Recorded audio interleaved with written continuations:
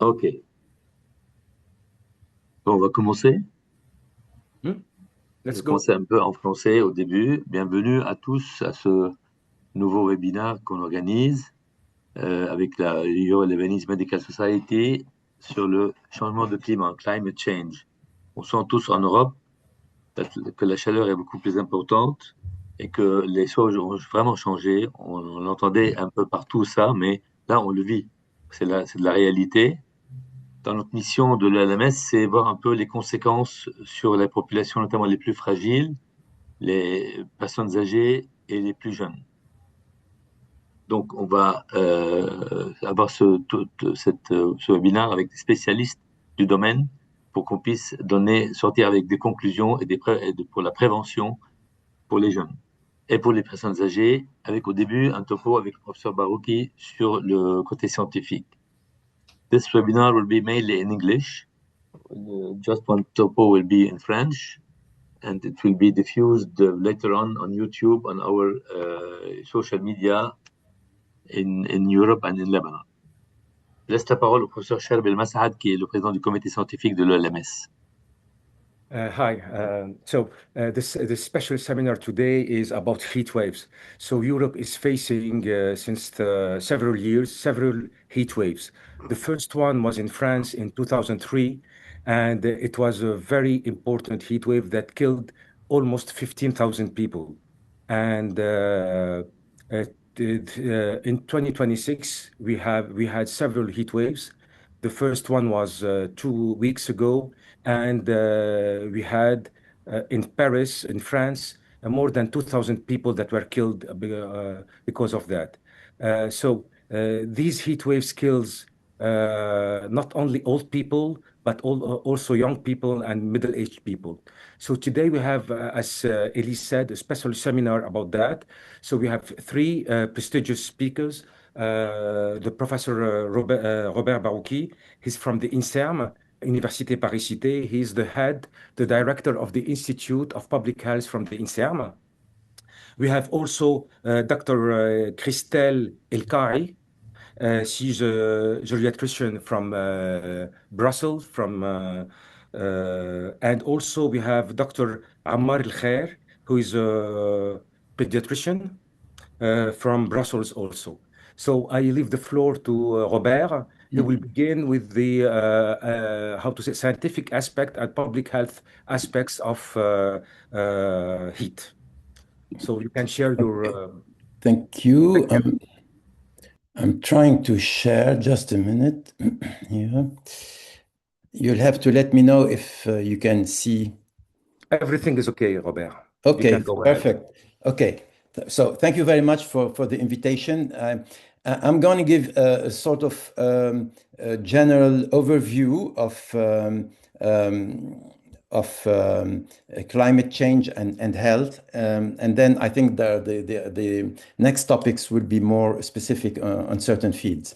So I would like actually to start by, oops, okay, to start by uh, some introductory material on the concepts in the field. It's not yet climate change and health. It's more general than that, but you may hear about a number of different concepts. You can hear about planetary health, One Health, global health, the exposome, etc. And it may be confusing to a certain extent. You have people that are more on the planetary health side, others on the One Health, other on global health, or I myself on the exposome side. And I am presenting this just to give you an overview of these concepts and maybe tell you that some of them at least may be useful to a certain extent. For example, planetary health, it's actually linking the Earth system, our planet as a whole, to the health trajectories. One Health is more about the interactions between humans, animals, and the ecosystem and nature itself. So it's a little bit smaller in its scope. Global health is something different. It's more about population, human population, and societies. The exposome is a new concept that I try to push forward, which includes actually all kinds of exposures such as chemicals, physical exposures, biological, psychosocial stress that influence human health. All these lead to impacts on health trajectories, and they are connected one way or another, as you can see here. But there are also very practical implications of these concepts. They are not just concepts. For example, planetary health have been, the start of the definition of what so-called planetary limits. And you may hear that already in June, we have surpassed the limit of climate, or surpassed the limit of chemicals that we can handle, or of ozone in the atmosphere, et cetera, et cetera. So there are numbers that are there, and it's really important to monitor what we are doing with this planet and the implication on health. Concerning One Health, it has been extremely useful for the mediation of human health effect by animals and ecosystem. For example, zoonosis is a very good example of the implication of One Health. You can see this in climate change also as an important field. Global health has really major implications because it did not only focus on health in Europe or United States or whatever, but it also focused on health everywhere in the world. And climate change will change everywhere in the world, and especially in low and medium income countries. And also the exposome is a major concept nowadays because it's completely linked to determinants of disease, but preventable determinants of disease, in contrast to genetics, for example, which is much more difficult to prevent. So I wanted to introduce this because there's a lot of confusion about these different concepts, and climate change has real implications for all these concepts. And I will dwell on this slide for some time. It's a slide that is inspired by what the Lancet Commission on Climate Change, the Lancet Countdown on Climate Change, has developed, where you have here the factors that change with climate change. So these are the determinant, the new exposures that we are encountering. Below, you have the associated health effects. And what is new with this slide, that I have a publication, in here that you could look at, is that I tried to associate the biological events that link the exposure to the health effects. So that climate change will change, obviously, a number of factors. Heat is the number one, and this may be the number one topic today, but it's really important. We are experiencing this much more nowadays everywhere in the world, in Europe or United States in particular, but everywhere in the world. The heat in Europe is increasing much more than in the rest of the world. So it's really an issue. But in addition, this is a physical stress. This is part of the exposome that we are encountering, and it had a number of effects on a number of diseases, whether they are heart diseases, mental diseases, pulmonary diseases, kidney disease, etc. The mechanism is most likely dehydration, but there are a number of mechanisms related to temperature regulation. We also have another physical factor, which is UV light, because if you have more light, it's increasing. So melanoma may be an issue in the future, and other skin cancers, for example. Of course, much work has been devoted to the biological stressors that are infectious agents mediated by vector mosquitoes, as shown here. And they are already there. I mean, this is nothing new. They are already there, but they were not there everywhere in the planet. They were there in certain areas of the planet, and now they are migrating and becoming an issue everywhere in the planet. Even in Europe and Northern Europe, it's becoming a real issue. The other biological effect is pollens related to allergies, as you can see. Pollens per se are not necessarily increasing in number. However, when you have heat, when you have UV, when you have ozones, pollens tend to be separated into smaller entities. So we have smaller pollens, and smaller pollens are more allergenic than larger pollens. So this may account why there is more allergy related to climate change. But chemicals are also changing in the atmosphere, in particular, in the air. For example, ozone is likely to increase with the anticyclones and with climate change.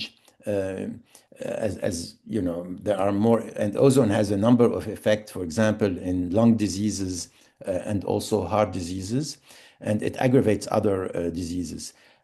Of course, extreme weather that we can encounter are increased by climate change, and extreme weather leads to injuries. It leads to psychological stress. I mean, it can be really bad. So mostly affecting injuries and mental health. And obviously, also there is anxiety that is mounting, and and this is really something really important. I mean, even if it is not immediately related, but the fact that things are changing in the climate, and maybe we will not be able to live the same place where we used to live. Maybe we have to change homes, and well, also to lose people earlier than what they should have than expected. So, I mean, there is really something called eco-anxiety that is really mounting. It's at a point where some people are, for example, thinking, oh, like, we shouldn't have children anymore because they will live in a planet that is not really a nice planet to live in. Anyhow, part of the research is to characterize all these changes, to provide strong evidence for this changing, to model what could happen in the future, to explain uncertainties when there are uncertainties, try to also provide evidence for causality between a changing exposome, because this is what has changed here. The exposures are changing. It's a changing exposome, and the health effects that are related to the exposome, to find the biological or physiological intermediates. So we have to also develop a scenario like what is done in the IPCC, but particularly in health, we have to be extremely careful. Something that is not really done so much is to work on the interaction between different stressors. I mean, people work on heat on one hand, people work on infections, on ozones, on pollens, etc. But what is really important here with climate change is that it is changing a very large number of exposures. So at the same time, so I think we have to study the interaction, for example, heat and infections, floods, with pollution, because floods will bring in pollution, water pollution, for example, as well as infections. And this is something that is extremely important. Things may happen at the same time.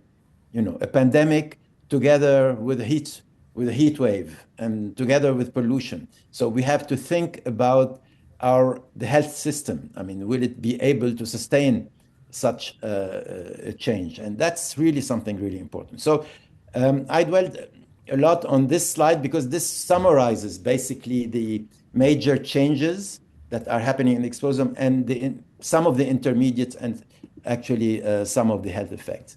There are other issues that are really important. I think one of the important things is the inequalities actually worldwide. I mean, when you compare the left figure with the right figure, in the left figure, this is actually the mortality related to pollution in the world. And on the right, this is actually the countries that produce most, of the pollution. And of course, to the left, it's general pollution. To the right, it's mostly CO2. But yet you can see that those who produce the maximum pollution are not those who suffer most from the pollution. So there are major inequalities and issues worldwide. So this is something really important for also research and things to come. It's actually, I could also do it in the same country. The people who are wealthy will probably cope with living with air conditioning and all that and with heat waves, whereas people who do not have the means to do it, they will suffer much more, and therefore there will be strong social inequalities. Now, while talking about the problems is nice, it's really important to talk about some of the solutions, and people in the research field are working on this quite a bit. They are estimating how many lives we could save if we do this and that. And for example, it is now known that cities in Europe could prevent up to 43,000 deaths per year if they put more green spaces, just putting more green spaces in cities, which is one of the most obvious solution to decrease heat spots in the cities, is putting more vegetables and green spaces. This has been the evidence for this is now mounting, and there's really a number of evidence. Mark Nieuwenhuizen is an excellent guy working in this field. Next, I also something really important, and I would like to insist on this, is the so-called co-benefits. Co-benefits means that if you are taking an action to decrease climate change, to attenuate climate change, you will have an effect on climate change probably in the next 10 or 20 years or whatever. But you can also have a more immediate effect, for example, on pollution, and leading to positive effects elsewhere, and maybe more important even than the effect on climate change. For example, if you decrease traffic or industries in a country, well, fuel-related traffic, then of course you produce less CO2, which is good for the climate change, and will attenuate probably climate change. But in addition to that, you will produce less particles, and those particles are extremely bad for our health, and they are really immediately, related to several thousands of deaths, for example, in France every year. So by doing one thing, decreasing traffic, you can hit the climate change, but also have impacts on many other issues. Of course, there are social effects related to such decisions, and we cannot ignore them. We have seen this with the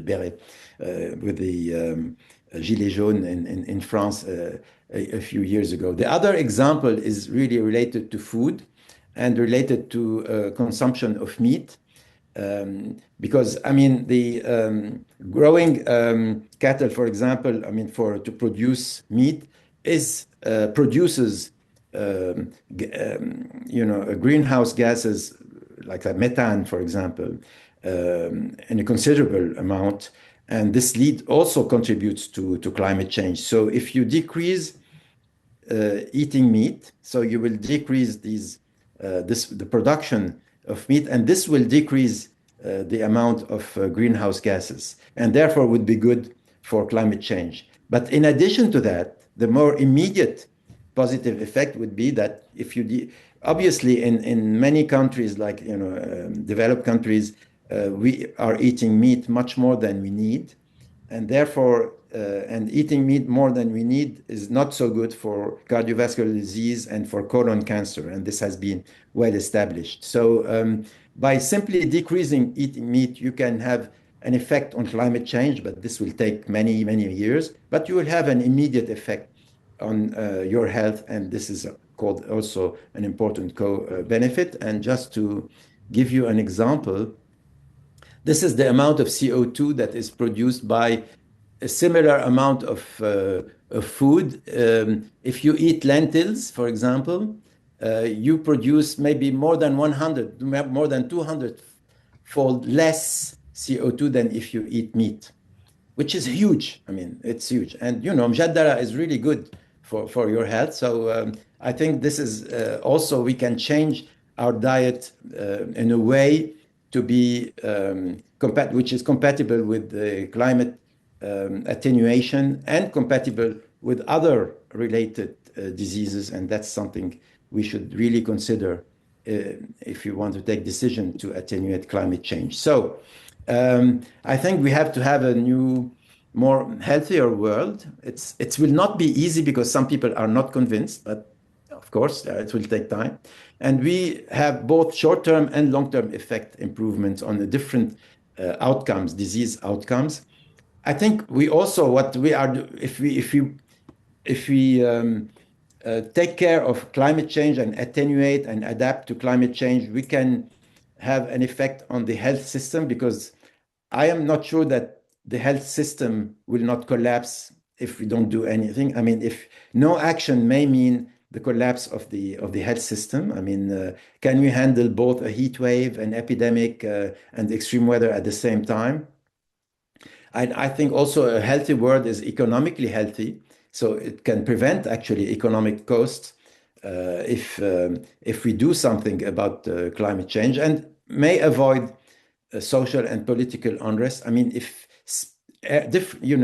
large areas of the world um, have suffered from drought and extreme weather, people will leave, people will migrate, and therefore this will produce probably geopolitical impacts. And therefore, so the science of climate health is much more than the science of one stressor and one disease. It's more likely to be a more global science involving economics, political science, social science, in addition to the hard science that we usually talk about. So with this, I think I would like to thank you, and we'll stop sharing and have some questions if you have any. Be happy to answer those. Thank you very much, Robert. So if you have any questions, you can raise your hands and ask them.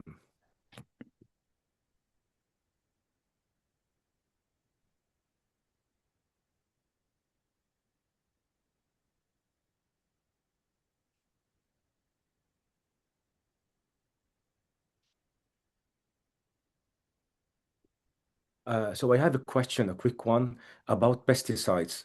So what is the impact of the use of pesticides for agriculture around big cities?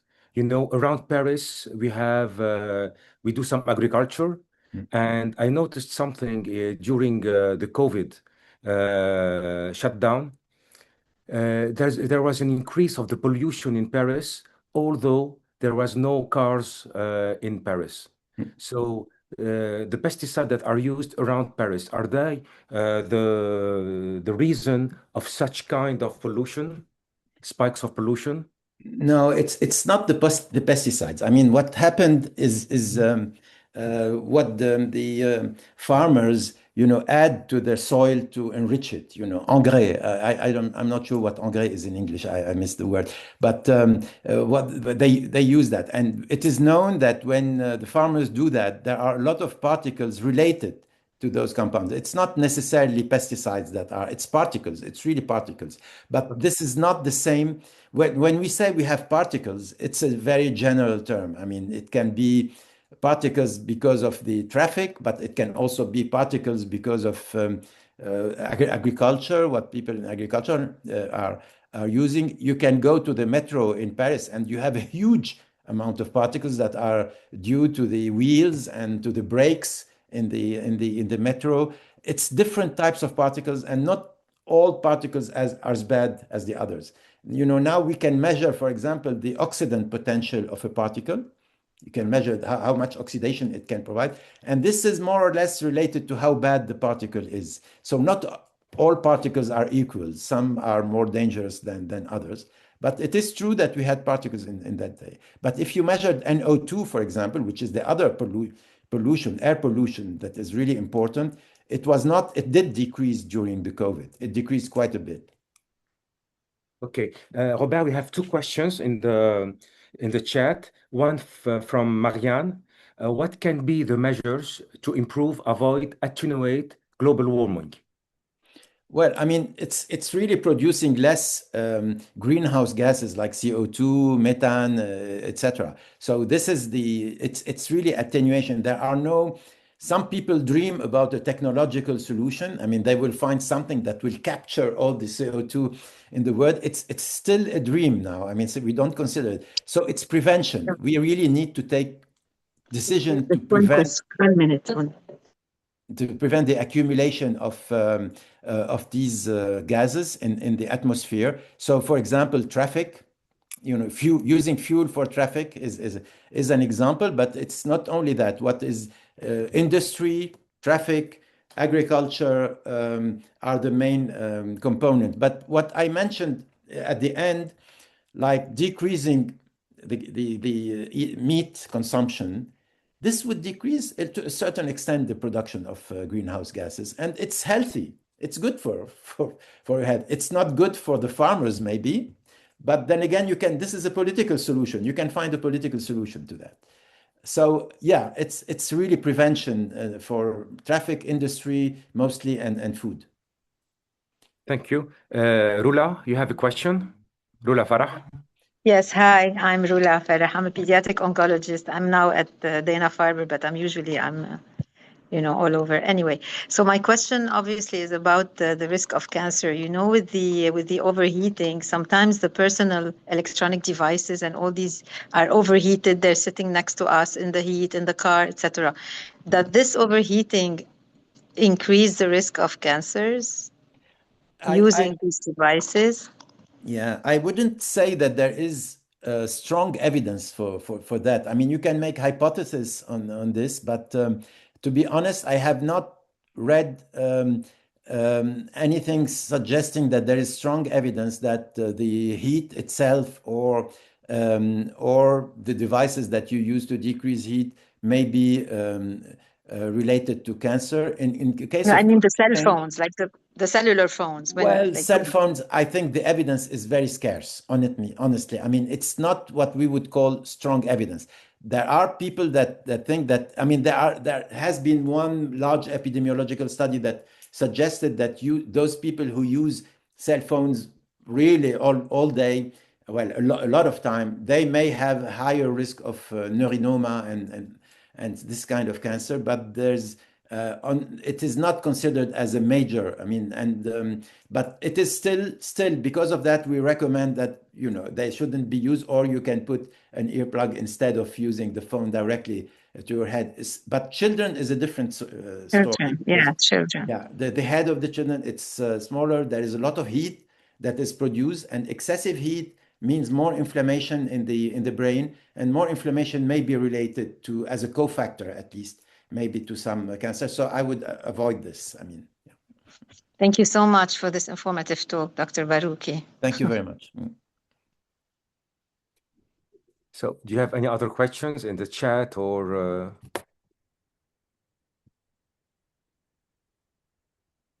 Okay, thank you very much, Robert. Thank you. I know you have a meeting to catch. So if you want to go, if you want to leave, you can. Thank you very much for your talk. Thank you very much. So now we will shift to Christelle Kahi. So as I said, she's a geriatrician from Brussels. So Christelle, if you want Good to evening. begin your talk. Yes. Thank you for I'll coming. share my screen. Thank you.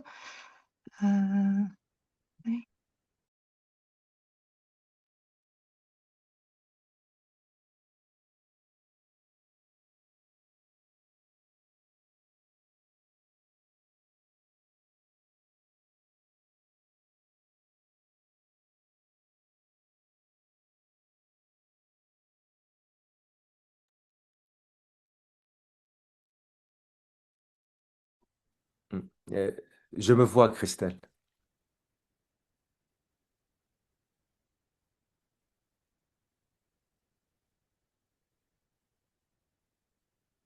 C'est bon, le partage est bon. Il faut juste mettre en plein écran.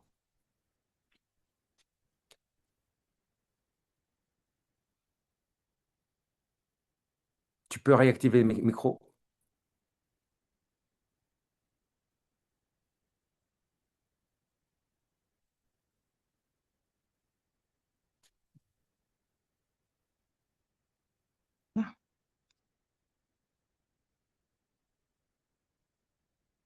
Voilà. Good evening, everyone. Thank you for organizing this webinar and thank you for participating. Actually, I prepared my presentation in French, but don't hesitate to ask your questions either in French, English, or Arabic. I'm a geriatrician working in Belgium. Donc, je vais vous parler du réchauffement climatique et la déshydratation chez les personnes âgées, donc plus de l'effet de la chaleur sur les personnes âgées. Il faut savoir qu'avec le vieillissement et l'augmentation du nombre de pathologies chroniques, les personnes âgées sont plus vulnérables à la chaleur. Donc, j'ai vécu cela il y a 2 semaines. On a eu une vague de chaleur ici en Belgique, d'ailleurs en Europe, où les températures ont atteint 37 à 39 degrés. Et donc, j'étais de garde ce week-end-là à Plable. Et là, les urgences ont vécu un afflux de personnes déshydratées, de personnes âgées, et même une saturation, et plusieurs urgences des hôpitaux là où je travaille et avoisinants ont dû fermer parce qu'ils ne pouvaient plus accueillir des patients déshydratés. Ce qui veut dire que notre système de santé, bien qu'il soit peut-être conscient à ce danger de la chaleur, mais il n'est peut-être pas toujours très bien préparé pour tout ça. Donc, on a dû faire le filtre de voir qui est hospitalisé ou pas, comment rediriger les patients vers d'autres urgences. Donc, c'est quand même un problème assez réel. C'est pas uniquement le réchauffement climatique comme on en parle, mais pratiquement parlant, en tant que professionnel de santé, je peux vous garantir que les effets sont vraiment très néfastes une fois que ça arrive. C'est pas un problème nouveau. Comme le docteur Masrad l'a déjà dit, en 2003, il y a eu une canicule historique en Europe où on a eu plus que 70 000 décès en gros. Et donc, c'était l'élément clé où les autorités se sont rendues compte qu'il fallait quand même développer certaines politiques et certaines recommandations pour faire face à ces vagues de chaleur. Donc, c'était à ce moment-là qu'on a commencé à penser au plan canicule, aux mesures qu'il faudra prendre et aux formations qu'il faut aussi faire aux professionnels de santé qui travaillent aux urgences ou pas, pour être un peu plus sensibles à la prise en charge, un peu plus, disons, formés à la prise en charge des personnes vulnérables au moment des canicules. Et quand je dis personnes vulnérables, c'est bien évidemment les personnes les plus fragiles, et donc c'est les personnes âgées, les personnes très jeunes, comme mon collègue va en parler tantôt. Et donc, en faisant un petit déroulement un peu historique entre les 2003 et 2023, je trouvais que c'était quand même intéressant parce que, comme vous voyez, il y a quand même toujours eu des canicules en Europe. Mais les dernières années, on voit que les canicules deviennent plus fréquentes et plus rapprochées et les effets, quand même, n'arrêtent pas d'augmenter. Donc, c'est vrai qu'il y a eu des mesures qui ont été prises, mais est-ce que ces mesures sont assez? Est-ce qu'il n'y a pas d'autres choses qu'on pourrait mettre en place pour améliorer cette prise en charge? C'est ça la question qu'on pourrait se poser, aussi bien au niveau individuel, communautaire, national, international. Donc, c'est toujours des réflexions qui se font et l'OMS, c'est un sujet qu'elle suit de près. Et à chaque fois, à chaque année, il y a de nouvelles recommandations et de nouvelles adaptations de ces recommandations qui en ressortent. Pour commencer à parler du sujet, je ne vais pas vous définir la déshydratation parce que c'est très intuitif. C'est quand on perd plus d'eau qu'on gagne, qu'on prend de l'eau. Donc, en pensant comme ça, on peut se dire que c'est facile. Il suffit d'augmenter l'apport d'eau pour éviter une déshydratation. Malheureusement, le problème, c'est pas si simple que ça. Chez les personnes âgées qui sont fragiles, le problème est plus compliqué. Donc, il faut quand même aussi définir c'est quoi une personne âgée, parce que il faut pas tomber dans le piège de l'âge. Donc, on définit pas une personne âgée par son âge. En tant que gériatre, donc, je vous assure que je peux voir des personnes de 80 ans qui sont beaucoup moins fragiles que des patients de 70 ans ou 70 ans.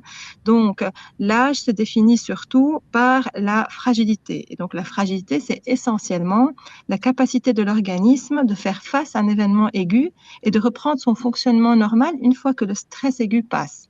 En fonction de ça, on peut définir plusieurs profils de personnes âgées et plusieurs tolérances aux événements aigus, entre autres un coup de chaleur, une déshydratation ou n'importe quel autre événement aigu. Donc, vous voyez bien qu'il y a des personnes âgées qu'on peut classer fit ou robustes parce qu'elles ont assez de réserves, qu'elles sont moins fragiles. Des personnes âgées qui sont plutôt fragiles, après fragiles parce qu'ils ont moins de réserves, et les personnes âgées dépendantes qui sont à risque d'un déclin fonctionnel majeur et d'une mortalité très élevée face à un événement aigu.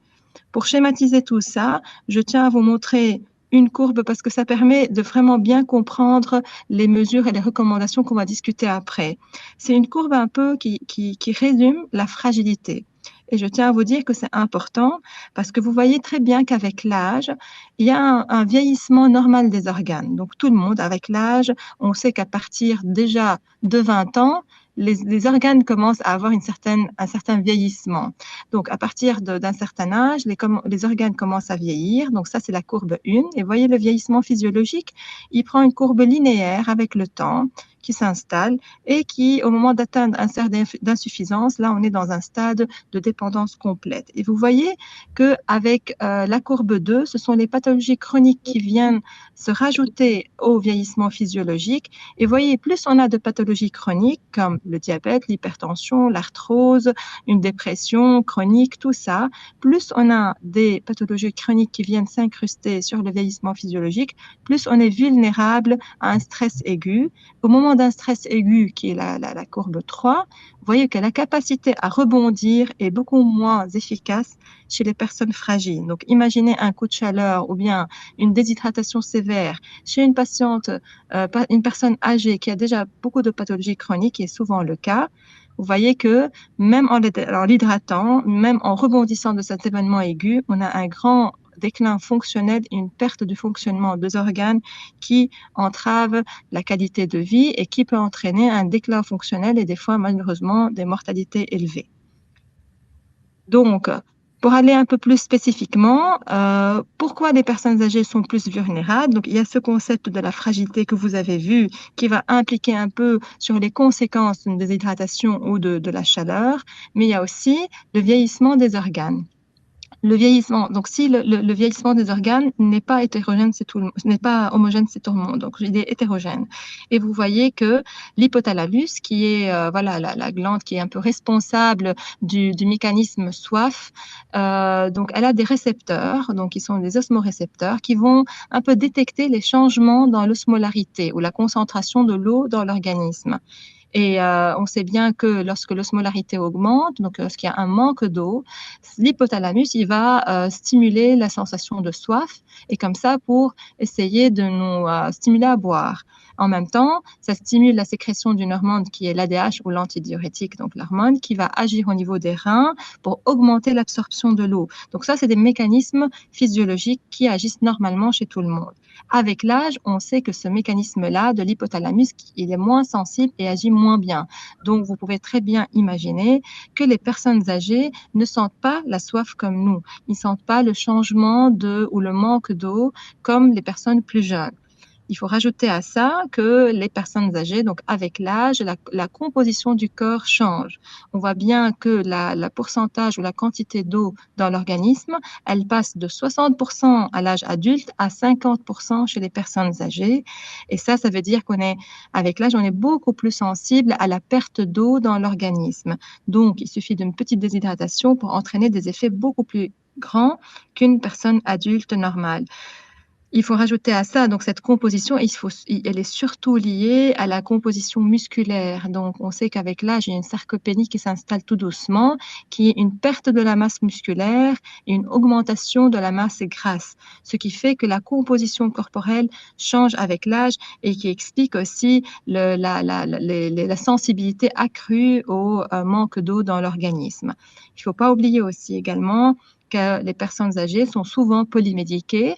Ils prennent des diurétiques, ils prennent des laxatifs des fois, ou d'autres traitements antihypertenseurs qui, il suffit d'avoir une petite déshydratation pour entraîner un effet délétère sur les reins.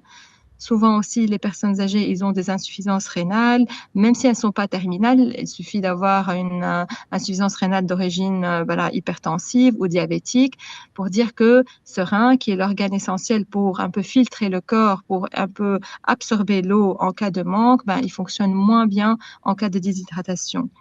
Je rajoute les insuffisants cardiaques, je rajoute également les personnes qui ont un déclin fonctionnel, donc l'accès à l'eau devient moins accessible pour eux s'ils sont seuls, ils savent moins bien se déplacer. Également, les personnes qui ont des troubles de la mémoire, qui ne vont pas d'eux-mêmes demander à boire, ou bien ils vont avoir cette sensation de soif qui est beaucoup plus altérée que les personnes âgées qui n'ont pas des troubles de la mémoire. Donc, face à tout ça, maintenant, on comprend un peu pourquoi les personnes âgées sont vulnérables, mais il faut comprendre aussi que les manifestations de la déshydratation sont un peu atypiques. Donc, c'est important de reconnaître les signes cliniques pour savoir les traiter assez rapidement. Donc, les personnes âgées, face à une déshydratation, elles peuvent arriver aux urgences apathiques, elles peuvent arriver confuses, agitées, elles peuvent se plaindre d'une inappétence, des troubles du comportement, des nausées, de vomissements ou une simple hyperthermie. Donc ça, tout ça, on l'a bien vécu les 2 dernières semaines. Donc il y a 2 semaines, quand il y a eu cette vague de chaleur où ils arrivent complètement somnolents ou au contraire complètement agités. Vous pouvez imaginer aussi la lourdeur de la prise en charge.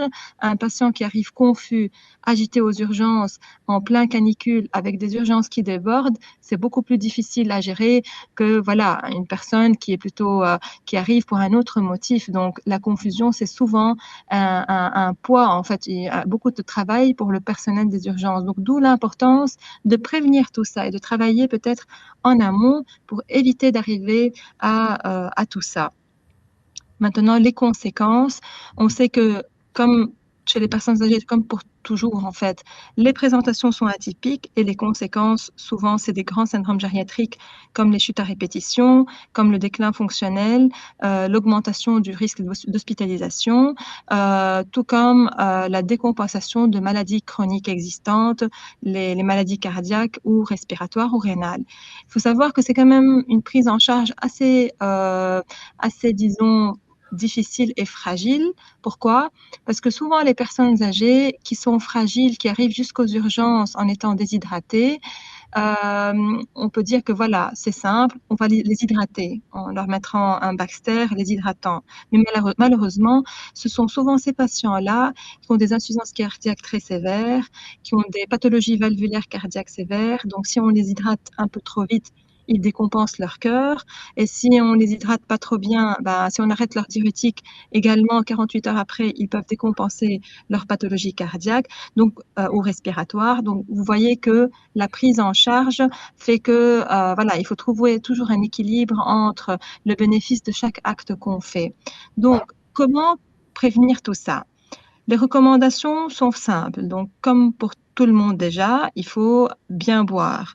On recommande de boire régulièrement à des intervalles réguliers en petites quantités plutôt que des grandes quantités d'un seul coup, même si on n'a pas soif. Donc, de faire une tournée d'eau. D'ailleurs, à l'hôpital, dans les hôpitaux, quand il y a des canicules, il y a un plan canicule qui est lancé et souvent dans les services de gériatrie, il y a une tournée d'eau qui se fait assez régulière pour hydrater les patients. Comme on peut l'imaginer de façon intuitive, il faut maintenir des températures intérieures fraîches, il faut éviter de se promener en plein chaleur, mais aussi, ce qui est un peu plus spécifique pour les personnes âgées, il faut organiser un suivi et appeler les personnes âgées fragiles, prendre de leurs nouvelles. Souvent, les personnes âgées isolées, il faut les appeler, voir si elles vont bien et prendre cette initiative. Il ne faut pas oublier adapter les traitements, adapter les doses, peut-être transitoirement durant la canicule, les doses des diurétiques, les revoir un peu, prévoir des prises de sang de contrôle, les traitements antihypertenseurs si les patients ils sont un peu secs, peut-être prévoir de réduire les doses pour éviter les hypotensions. Voilà, donc revoir le traitement médical, ça c'est très important. Les traitements sédatifs et calmants, peut-être réduire les doses pour éviter que les patients soient trop somnolents et en plus que à cause de la chaleur. Voilà, il faut reconnaître très bien et très vite les signes de déshydratation que j'ai déjà cités afin de anticiper une aggravation en fait de la situation. Donc déjà, dès la première apparition des premiers signes, pensez à voilà, prendre certaines initiatives. Il faut savoir aussi qu'il y a eu d'autres recommandations au niveau un peu plus national, même international. D'ailleurs, l'OMS, en juin 2026, elle a sorti des recommandations avec des 8 piliers pour ça, contre la canicule. Et comme par exemple, ce sont surtout des actions communautaires ou autres. Ici, en Belgique, par exemple, il y a certaines communes qui ont contacté les personnes âgées isolées qui habitent chez elles pour avoir de leurs nouvelles durant la canicule. Chose qui est vraiment bien, je trouve. Donc, certaines initiatives comme ça locales peuvent déjà anticiper une dégradation majeure de ces personnes fragiles. Donc, comme vous le voyez ici, la déshydratation, les canicules, ça reste un enjeu majeur de santé publique parce que ça a un poids très lourd en fait sur le système de santé. Quand les urgences sont chargées, malheureusement, les soins ne peuvent pas être de qualité et les soins, on ne peut pas répondre non plus à toutes les demandes de soins. Donc, c'est très important d'anticiper tout ça en informant déjà les familles et les aidants proches des différentes mesures à prendre, donc ce que j'ai déjà cité, et comment anticiper un peu les déshydratations et les conséquences des vagues de chaleur, en formant aussi les collectivités, en ayant certaines mesures peut-être communautaires un peu plus développées pour protéger les patients et les personnes vulnérables, en formant les professionnels de santé, donc les personnes qui travaillent aux urgences, les personnes qui sont en contact avec les patients fragiles, âgés, en les formant à cette fragilité, aux signes cliniques souvent atypiques et à la nécessité d'anticiper un peu les dégradations aiguës face à la chaleur, sans oublier aussi le rôle des médias aussi à diffuser l'info de façon anticipative. Au niveau académique, moi je trouve qu'il est toujours important aussi de former voilà tous les étudiants en fait en fonction de leur domaine sur comment anticiper les vagues de chaleur, dans la construction aussi les mesures qu'il faut prendre en médecine. Ça peut vraiment être appliqué, je trouve, à tous les domaines parce que on est tous confrontés aux vagues de chaleur, que ce soit en milieu hospitalier, si on travaille dans un bureau ou si on travaille voilà dans les écoles, n'importe où on peut être face à des personnes fragiles. Voilà, donc pour conclure, donc la déshydratation, c'est une complication fréquente qui peut avoir des conséquences graves, surtout chez les personnes âgées fragiles.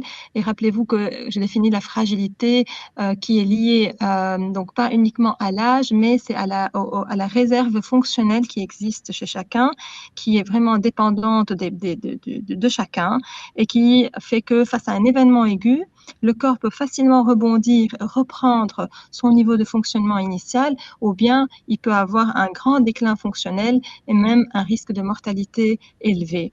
Il faut bien savoir que les études qui ont été faites par rapport aux mortalités, souvent peut-être un peu, elles sous-estiment les mortalités liées à la chaleur parce que on peut bien imaginer dans les statistiques un patient qui meurt d'une insuffisance cardiaque suite à la chaleur, il est peut-être étiqueté insuffisant cardiaque, il est décédé à cause de son insuffisance cardiaque, mais que l'événement déclenchant, c'était la chaleur. Donc, les chiffres qui sont là sont encore loin d'être proches des chiffres, des estimations de la mortalité liée aux pathologies chroniques, mais je pense que peut-être des fois elles sont peut-être sous-estimées parce qu'il y a ce facteur un peu déclenchant de pathologies chroniques et à la fin on attribue peut-être la mortalité à la pathologie chronique, mais il y a eu cet événement déclenchant qui était à la base la cause en fait de cette dégradation. La prévention reste la clé. Surveiller les personnes fragiles, c'est très important. Mettre en place des mesures pour les protéger, c'est encore la clé. Donc, les décès et les hospitalisations liées à la température élevée peuvent survenir rapidement. Il ne faut pas oublier les tableaux atypiques chez les personnes âgées, parce que la chaleur, c'est un tueur silencieux. L'effet peut survenir tout doucement, mais très rapidement. On doit être vigilant à faire toutes les mesures préventives pour diminuer le risque de décès et chez les personnes fragiles. Des plans d'action peuvent être mis en place, ils sont déjà mis en place, mais voilà, à chaque vague, à chaque nouvelle vague, ces plans sont peut-être réétudiés, mais je pense que le problème du réchauffement climatique fait que ces vagues deviennent de plus en plus fréquentes, ce qui fait que ça devient quand même un problème assez important à considérer dans notre stratégie, dans nos préventions et dans notre façon de faire. Les plans canicules ne doivent plus être uniquement des réponses d'urgence, ça doit faire partie de stratégies permanentes à mettre en place, je dirais, chaque été ou à l'approche de l'été. Voilà. Merci pour votre attention et comme j'ai dit, je peux répondre à vos questions Thank you very much, Christelle. Okay. Ouais. Thank you very much. Is there any question? Can ask in English, of course. Seems there is no question.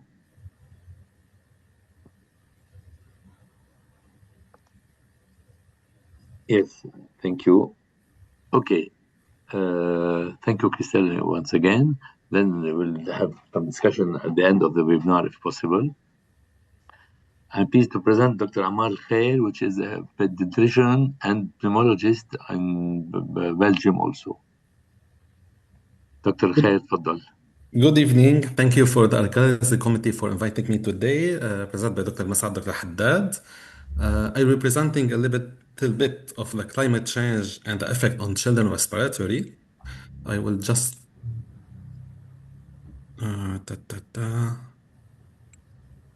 just to see how can I. Oh. It's good. Are you seeing my slides? Not yet. Yes, okay. It's good? Yes. Okay, so I'm going to talk a little bit of climate change and children respiratory.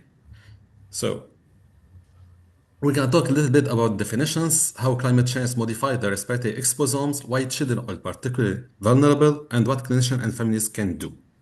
So initially, just a little reminder of exposome. Dr. Baruki has spoke about it. It's the collection of environmental external exposure, which include air pollution, allergens, climate, diet, infections, etc. And especially here, we talk about what we call the greenhouse gases, and we're going to talk about them later on. And what we call epigenetics, it's about how these external environment changes affect our genes. It's about gene expression, biologic response, which include DNA methylation, histone modification, and non-coding RNA. So there's exposomes and there's epigenetics. It's how our genes express themselves through this exposome. So we have what we call a specific external environment, which especially we talk about tobacco, diet, water, physical activity, and we call general external environment, which is the climate, the green space, the traffic, and they interact with each other. And after that, they interact with our genes to subsequently affect our health and impact our health. So what we call greenhouse gases, especially we call the carbon dioxide, the methane, the nitric oxide, and halogenated gases are the main gases generated by human activity. And we all know that in Paris 2015, there was an agreement supposed to decrease annual emission to half by 2030 and to reach zero by 2050. But I guess this goal is failing. And to note that the last 3 Julys in July 2013, 23, 24, and 25 was the 3 hottest months recorded in the last 15 decades. Now, how our climate modified the respiratory exposome? So first of all, we're gonna talk about air pollutions, aeroallergens, wildfire smoke exposure, heat waves, and the floods, dampness, and molds. So first of all, if you're gonna take about air pollution, so there's increase in air pollution, and we should know that 90% of the world population lives in area with low air quality, which expressed by the concentration of pollutants, which exceeds the norms. Sorry? Sorry. Okay. So the increase in air pollution, it will increase, first of all allergic diseases, as well as asthma development, exacerbation, and mortality. It will affect our skin barrier integrity through generation of reactive oxygen species and epigenetic modification of the immune system, and especially we talk here about atopic dermatitis. And we all know that atopic dermatitis is one of the most common reasons of food and pollen sensitization in pediatrics. And it increased epithelial cell permeability with change in expression of epithelial cells bound viral receptors, which impair our antiviral immunity, which lead to more viral infection and more severe viral infection, and that's what we are we are seeing in our clinics recently. Now, we talk about increase in pollen season and allergen exposure. So, due to the rainfalls, the hurricanes, the excessive wind, we have increase in production of various aeroallergens and change in their geographic distribution, as Dr. Baruki has mentioned before. We have extended allergic season, which increase exposure, and this lead to increased inflammatory effect of the airways, which increase permeability and penetration of these allergens into the mucous membrane and increase the interaction with cells of the immune system. which lead, and as Dr. Baruki also mentioned, the air pollutants interact with allergen, so they are carrying now submicromic and postmicromic particles from these pollens into the peripheral airways, and by that we have more severe symptoms. When we talk about wildfires, in addition of the civilian deaths and the economic losses and natural damage, it is an important source of ambient, what we call 2.5 micrometer particles. It increases airway and systemic inflammation, and this is associated with asthma-related emergency room visit, hospitalization, and premature death. And this is by worsening lung function and increase in neutrophilic airway inflammation. Now, what about the Saharan dust storms? It's a mixture of particles that are smaller than 10 micrometers, and they are especially 2.5 micrometers particles. It transport pollen, microbial agent like fungi, viruses, and bacteria, and anthropogenic pollutant. There are several studies that have reported significant association between exposure to Saharan dust and hospital admissions due to asthma, COPD exacerbation, cardiovascular, and cerebrovascular conditions. And there is a study done in West Africa which shows that exposure to these dust storms has been associated with increase in infant mortality. Now, what about hurricanes and cyclones? The increase in moisture and dampness associated with water infusion during storms and falls, which affect indoor environments. This lead and support the growth of house dust mites and molds, and we all know that house dust mites and molds are the most sensitization in worldwide, which effect of we can say would lead to most allergic asthma, allergic rhinitis. And I mentioned increase in asthma, allergic rhinitis. We have the thunderstorms, which we have noticed that increase in acute bronchospasm cases following thunderstorms, especially in the pollen season, and we talk about grasses and weeds and mold spores, especially Alternaria and Cladosporium. There's a study done in Paris in 2024, I guess, where they showed that there's increase in pediatric asthma exacerbation and ER admissions 2 days after thunderstorms, and they noted that there are increase in 20% of 10 microgram particles in the air, 22% of the small particles of 2.5 micrometers, and 34% increase in nitrous oxide. So here we can see that these changes are affecting the health of our infants. What we should know that children are not small adults. Why? Because they have a developing lung and immune system, and we talk about developing lung, it continues to increase and to maturate until adulthood by increasing the number of alveoli and the length and width of airways. So in infant also we have a higher ventilation per kilogram, which increases the inhaled dose of pollutant. We should note that airway diameter is smaller in pediatrics, so they have more severe symptoms, and it might lead to permanent lung growth affection by affecting the maximal lung function, the EFR. What about the immune system? We know that in pediatrics we have an immature immune system which increases susceptibility to respiratory infections and inflammations. In addition, we have, due to these changes, more Th2 signaling. So with when we talk about Th2 pathway, it's the increase in eosinophilia and interleukin associated with all allergic diseases. And we have increased allergic sensitization. We all know that pediatrics have greater environmental exposure. This is due to the fact that they're supposed to spend most of the time playing outside.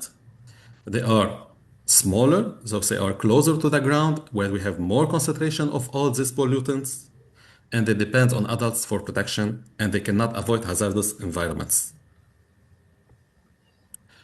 In addition, as my colleague has already mentioned, we have that the heat temperature, and within pediatrics, we have temperature regulation is still development, which lead to dehydration in kids. In addition, there are studies that mentioned that the changes of climate and pollutants increase asthma, pediatric increase in pediatric hypertension. In addition, type 2 diabetes mellitus. It also lead to increase in hepatologic malignancies, And we are now noticing neuroinflammatory changes and brain histologic changes similar to Parkinson and Alzheimer's diseases. So if you can summarize a little bit the specific diseases and the climate effect on this disease, for asthma, we have increased incidence and exacerbation. For allergic rhinitis, we have longer pollen sensitization. We have increased severity in viral infections. We have air pollutants that worsen bronchiolitis, and we can now see there are more bronchiolitis in pediatrics than before, even with vaccination. We have heat and pollution influence, which increase the risk of pneumonia. We have the dehydration and heat stress, which includes the pseudobartus syndrome and cystic fibrosis. And we have the pollution that affect the lung growth, especially when we talk about bronchopulmonary dysplasia.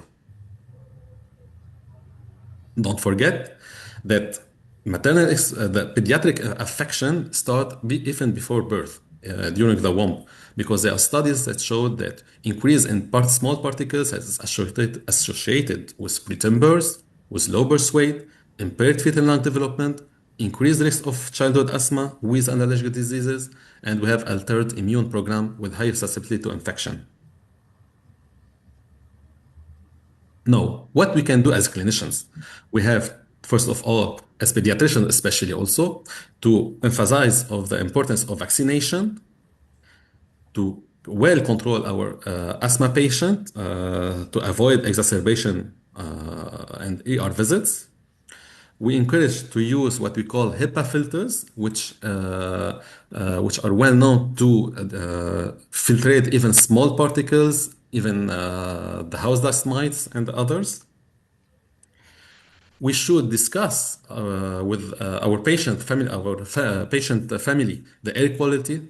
We have advised avoiding outdoor exercise during pollution peak, counsel families about pollen and heat alerts, and advocate for healthier environments, especially, for example, who are allergic to, for example, for gramínea grasses nowadays, not to dehydrate their clothes outside, to do it internally, for example, tous les machines à laver. Now, what families can do, they can check daily air quality. We have multiple sites that showed what we're facing outside nowadays with allergens and pollens. Avoid heavy exercise near traffic. Close window during wildfire smokes and dust sorry, they are blocking. Dust events. Ventilate when outdoor air is good. Reduce tobacco smoke, and this is, I think, it's a major issue in Lebanon, especially. To plant trees when possible and encourage exercise. So what we have to take home message? All humans are affected by climate change, especially our children. Each one must take a moment and reflect on his role during this unique moment in the history of humanity. And every effort we do, as simple as lifestyle changes, as Dr. Baruch has already mentioned, diets, transportation habits, and the use of renewable energy, it is an investment on our children's health. And I will thank you for your attention. I don't know if you have any questions. Okay, let's do the two questions.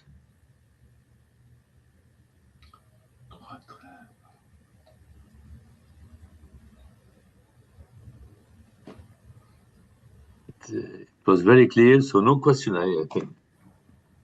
Anyway, this was an informative session that we did on Zoom. It will be transmitted by YouTube, on Facebook, and then we will diffuse it everywhere. So if no question, then I have to thank all the intervenants. So, je remercie tous les intervenants de cette précieuse session. C'était un honneur pour notre bureau de Belgique aujourd'hui avec les deux intervenants belges, Dr. Kahi et Dr. Aï. Thank you very much. Merci beaucoup à tous et à bientôt dans d'autres rencontres que ELMS pourra organiser dans l'intérêt de la population libanaise. Merci beaucoup à tous. Merci beaucoup, Dr. Haddad. Merci à tout le monde. Merci à toi, Elie. Merci à vous tous. Ravi de vous connaître. Merci, Ammar. Merci, Dr. Rula. Merci. Allô? Allô, Kakoura, ça va? Et toi, qu'est-ce